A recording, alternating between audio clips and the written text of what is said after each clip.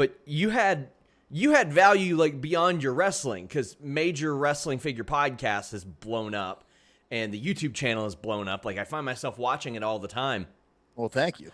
I was surprised they didn't co-opt it like up, up, down, down. I thought that was the natural progression. Well, okay. So without, we don't want to waste the whole interview on this, but long story short, I learned my lesson from Z True Long Island Story. If fair. It is Zack Ryder, whether you do it on your own or not, if you use WWE IP, it is instantly theirs. Mm-hmm. Okay.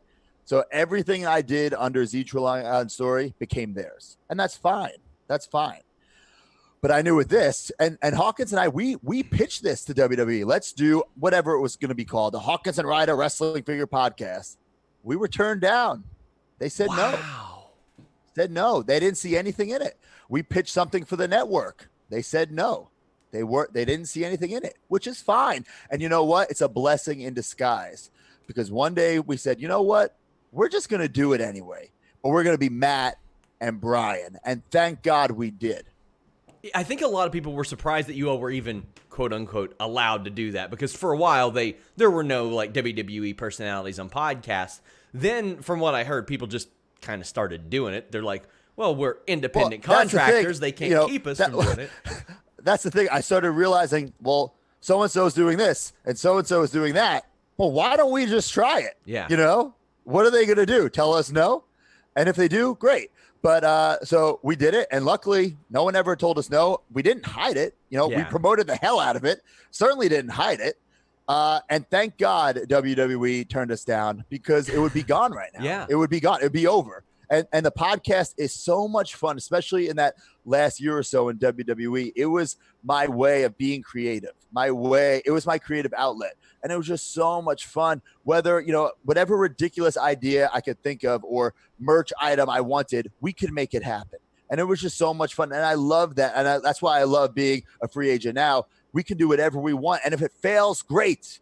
I love failing. Then I learn, that's life. So considering that you've collected figures like your whole life, how does it feel to know, and I don't know if it's something that you all would tout, but it's very clear that you all have had an economic impact on the wrestling figure industry based on the shows that you all do. I did not collect figures before I started to listen to your all's show, and I was like, damn, I missed some of those ugly-ass Jack's BCA figures. I want to collect them. Baby. I watched the history of ECW figures. I went to Toy HQ 2 days ago and bought a Taz figure. Like, there you go.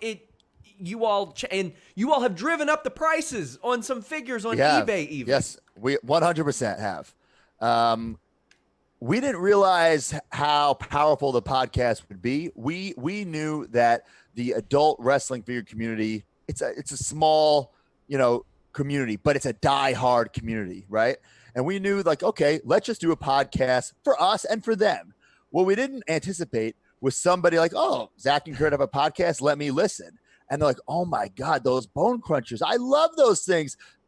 Let's go on eBay and buy the Ultimate Warrior. Whoa, this is so cool. And then they're at Walmart and they're buying the new Mattel stuff. So we didn't anticipate bringing in old fans and then creating people who never collected ever. So we didn't anticipate getting people from all different, walks of life and all different levels of collecting. And that's the best part about the podcast, is so many different levels of collectors all coming together. One figure community, we like to say. I've probably bought from 4 different people over the last 2 or 3 months. Every single one has made some sort of deal with you in the past.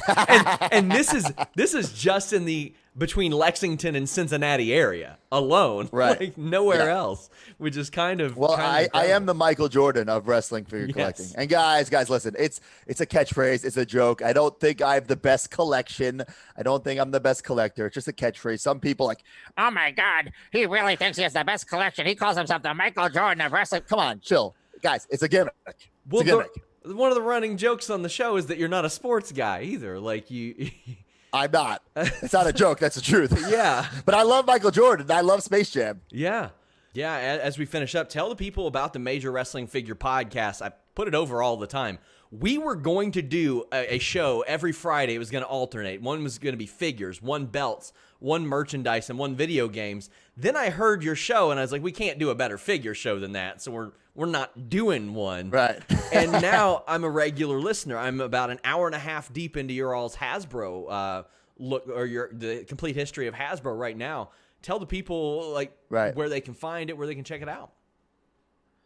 Well, the Major Wrestling Figure Podcast, this is very confusing because a lot of people don't understand what a podcast is, right? Yes. So like we have a YouTube channel. So people are like, oh, I watched your podcast on YouTube. It's confusing because it's called the Major Wrestling Figure Podcast YouTube channel. But the videos we put up on YouTube are not video versions of the audio podcast, right? So every week, every Friday, there's an audio podcast. And you might be thinking, what could they talk about every week? Trust me, sometimes we have to stop ourselves from talking.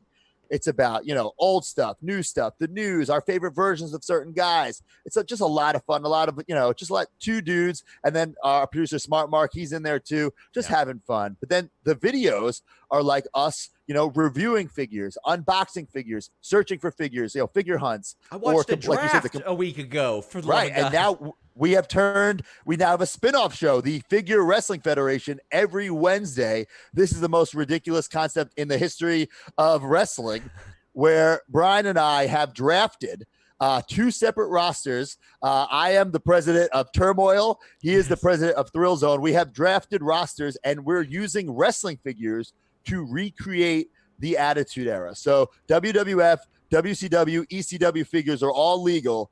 And we're on week 2, and we are rebooking the Attitude Era. It's so much fun because I guess we're playing with figures again because we're setting up figures for figure photography. It's the most ridiculous thing ever. It's a quick listen. It's an hour long. It's really ridiculous. If you haven't listened to it, check that out. It's on the Major Wrestling Figure podcast feed. So every Wednesday, the FWF, and every Friday is the main podcast. I am offended that the Austin that got drafted was that one. Like, he didn't look like angry Austin. He looked like concerned Austin. The first Austin. Are you talking about the number 1 draft pick, Bad Boy Series 4, Stone Cold Steve Austin? Here's the thing, because that's the Austin though. There were better Austins maybe, but that was the first. That was the first Austin. And if I'm booking, listen, I'm like using these figures to book. I can't just book in my head. I need the figures in front of me. Yeah. So like I need those nostalgic childhood feelings, and that's what I get when I hold that figure. If I get one of the later like Too Tough Austins where he's jacked up, has the knee brace. Okay, cool. Maybe that's a better figure. But that original one with the stars on the boots, that's my Austin. That's the number 1 draft pick. I call that the March 96 concerned about his booking Austin. And then later on, you get the angrier, I'm confident I'm going to throw the title in the river Austin, where he knew. Yes. And as I've collected these BCAs, I realize any excuse to put out an Austin figure, they did. And oddly, it looked the same way with Edge, too. That Edge figure, ugliest damn Edge head. Well, maybe second ugliest. It got to the point, I think that the figures started to inspire Edge's gear, not the other way around. Like, they would release so many versions of these guys. This past year, I don't know why I decided to do this, but I wanted to get every single Bone Cruncher. Yeah. Every single one. So I did it. It's complete. But yes, the amount of Stone Cold Steve Austins, and some of them are just in like made up T-shirts. Yes. Some of them are in like ridiculous outfits. But they were so bad, and that's what makes them so good today. Check it out, guys. Major Wrestling Figure Podcast. You can see Matt on AEW programming as well, their YouTube channel. One of my personal favorites. Thank you so much for taking the time. I really appreciate it. Thanks, man. That was a lot of fun. Till next time, guys. We're out.